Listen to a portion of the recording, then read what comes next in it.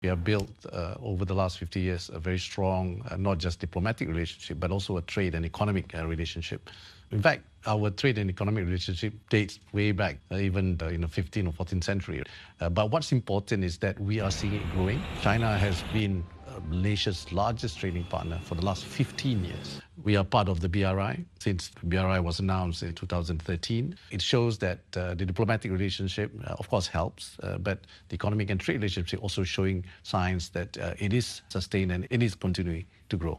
If you look at the companies that are here today, companies from China, from solar companies to Huawei, to even auto companies like Geely, and many companies as well that comes with the ecosystem, the supply chain that supports these major companies, and the partnership with local SMEs and the spillover effects to Malaysian workforce. And we've seen as well a number of Chinese companies that not just employ Malaysian, but also train Malaysian. How do you see Malaysia and China's role in upholding the multilateral system, in ensuring more trade liberalization and economic integration in the face of some push toward more protectionism globally? You must understand also, not forget that actually globalization is important as it brings prosperity and peace. I feel that Malaysia and like-minded countries, for example, China in this case, are also concerned about the slowing down of trade.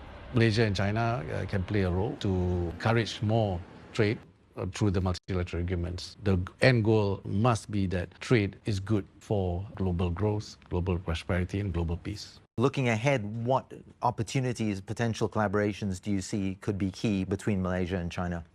We have achieved quite considerable results, quite significant and meaningful results, but we shouldn't be complacent. I think there are still room for further integration, deepening that integration. I think there's still opportunities for Malaysian companies to work with Chinese universities and vice versa. And we cannot underestimate the importance of cultural exchanges. So we need a whole of government approach to this. It cuts across not just me as a Minister of Trade and Industry, but also the Minister of Tourism, the Minister of Culture, the Minister of Higher Education, all the way, of course, Minister of Foreign Affairs is key to coordinate all this.